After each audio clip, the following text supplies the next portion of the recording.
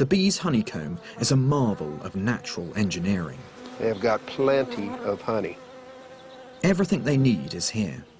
It's a place to raise their young and store their food. And it's all made from wax, a substance so labour-intensive that the bees have to fly the equivalent of 12 times round the earth to produce a single pound of it. This almost looks man-made, manufactured. I mean, it doesn't look like something from the natural world. The precision, the fine straight lines that they've created is extraordinary. Right. It's an engineering wonder for sure. Look at that, it's perfect. Hexagons here. Yeah, it is amazing. They've just done it for thousands and thousands of years. They were born to do it. They just instinctively know that this is the shape of their home. But there's more to the bee's behaviour than raw instinct. There's another reason why they build in hexagons. And to reveal that reason, we need to turn to the universal language of all nature, mathematics. The bee's primary need is to store as much honey as they can while using as little precious wax as possible. The bee's honeycomb is an amazing piece of engineering, but why have they evolved to produce this hexagonal pattern? Well, actually, they don't have too many choices. If you try to put pentagons together, for example, they just don't fit together nicely, or circles leave lots of little gaps. If they want to produce a network of regular shapes which fit together neatly, then you've really only got three options. You can do equilateral triangles, or you could do squares, or you can do the bee's hexagons. But why of those three does the bee choose the hexagons? Well, it turns out that the triangles actually use much more wax than any of the other shapes. Squares are a little better, but it's the hexagons which use the least amount of wax. It's a solution that was only mathematically proven a few years ago. The hexagonal array is the most efficient storage solution the bees could have chosen. Yet, with a little help from evolution, they worked it out for themselves millions of years ago. So like everything in nature, bubbles are just trying to economize. They're trying to get as small as they possibly can.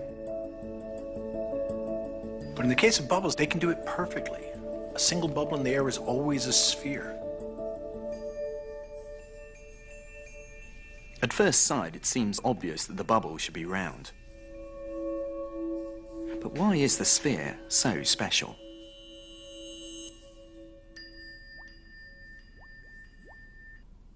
The sphere is one surface, no corners, infinitely symmetrical. Of all the shapes this bubble could be, the sphere is the one with the smallest surface area, which makes it the most efficient shape possible. And it is because nature loves to use her resources effectively that we can see spheres everywhere we look. The Earth is round because gravity pulls the planet's bulk into a ball around its core. Water forms into spherical droplets. The shape minimizes the amount of surface tension needed to hold the droplet together. And a spherical shape gives simple life forms, like this volvox plankton, optimal contact with their surrounding environment. But not everything is spherical. And because bubbles are so thin and flexible, we can use them to create other shapes. So a single bubble in the air is always a sphere. But if they touch each other, they can save material for both of them by sharing a common wall. And so they do. If they can save surface area by taking advantage of their environment, they will. So when you've got just one bubble, the sphere is the most efficient shape. But as we add more bubbles, we see the geometry changing. So in this case, we've got 4 bubbles, and you can see them meeting at a point. But put a shape in the middle, we don't get a spherical bubble. We get, in fact, a little tetrahedron. With 4 faces, they're not exactly flat, they're parts of spheres. But each time the bubbles are trying to find the most efficient shape for the arrangement of bubbles. So now we've got 6 bubbles, we've got a little cube appearing in the middle. This is nature's laws at work. The universe is always trying to find the most efficient solution it can. And as we pop them, the bubbles change, finding the most efficient, until we're left with a sphere again. It has no choice. But what's most remarkable is that those solutions are so often neat geometric shapes. Wow, that's a dodecahedron. That's fantastic. And they're almost perfect pentagons, aren't they? That's really surprising. They're not bulging really very much at all. That's right. That's right. So 12 bubbles around make 12 faces, and the most economical shape that they can make, the lowest energy, is the dodecahedron in the middle. Yep. The soap bubble reveals something fundamental about nature. It's lazy. It tries to find the most efficient shape, the one using the least energy, the least amount of space. And it appears there are fixed rules about how it finds these economic solutions. The bubbles are incredibly dynamic, but each time one pops, they're always trying to assume the most efficient shape, the one that uses the least energy. And what they're doing is trying to minimize the surface area across the whole bubble structure. This beautifully illustrates one of the fundamental rules of bubbles, which is 3 walls of a bubble will meet always at a 120-degree angle. But if we in fact make each of the bubbles the same size, a rather magical shape starts to appear.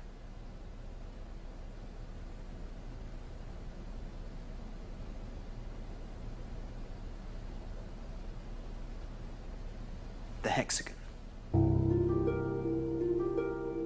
And when you pack lots of hexagons together, the pattern that spontaneously emerges is the familiar sight of a tightly ordered honeycomb. So when we see that pattern at the heart of the beehive, it is in fact echoing some of the fundamental geometric rules of the universe. But it was the Greeks who first took this innate fascination with shape and turned it into a subject of its own. They believed that by understanding its principles, they could describe the whole world. And they gave a name to this new idea, one which meant measuring the earth.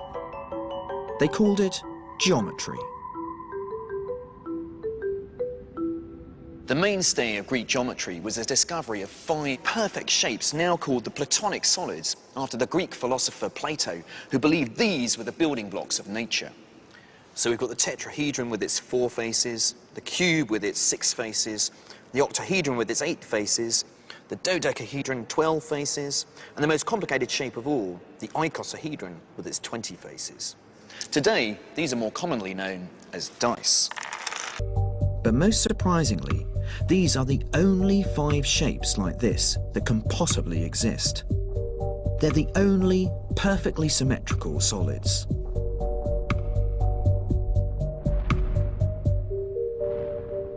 It's this almost magical symmetry which made the Greeks believe that these shapes were so important. They associated them with the building blocks of nature: air, fire, earth, the cosmos, and water. These 5 shapes built the natural world. It's very easy to dismiss this approach as naive. After all, it's clear that the world around us isn't made out of just 5 neat geometric shapes. But perhaps we should have more faith in this ancient intuition. Because by laying out the laws of geometry, the Greeks had in fact tapped straight into the code that shapes all nature. But what's surprising is that we can find the same laws, not just in rocks and minerals, but deep inside ourselves. I've come to the Department of Chemical and Structural Biology at Imperial College in London. Steve Matthews studies how individual atoms are built up into living systems, like you and me. In this tiny wire loop is another crystal, But this time, it's a crystal of protein, part of the machinery of living cells. Just as it's possible to work out the atomic structure of the salt crystals with X-rays, we can deduce the shape of the protein molecules in the same way, though the results aren't quite so easy to interpret. Now, I'd be hard-pushed to actually give a name to that shape mathematically. I mean, it looks like a blob. But, No, it doesn't have a shape, but many of these blobs come together to form shapes.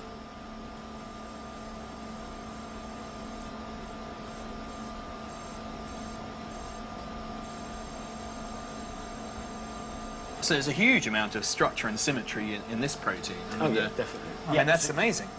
We've got a cylinder now. This is a real surprise to see geometry at work inside our bodies. But evolution is, creates a very efficient process. So symmetry is a very efficient way of building, these types of structures. So by a process of evolution, the biology has discovered that Before us, yeah. the geometry gives it the best shapes. Yeah, that's right. But if you really want symmetry, then we can move over to a virus particle. This is... Now, I recognise that. That's an icosahedron. Yeah, that's an icosahedron. This is one of the shapes the Greeks were obsessed with, but That's right. it seems that viruses are too. That's right.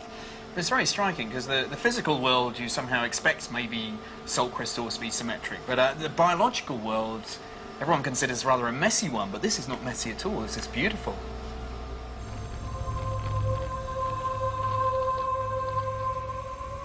The geometric shapes which we find at the heart of our cells are the most efficient that nature can produce. It seems like the Greeks could have been right after all.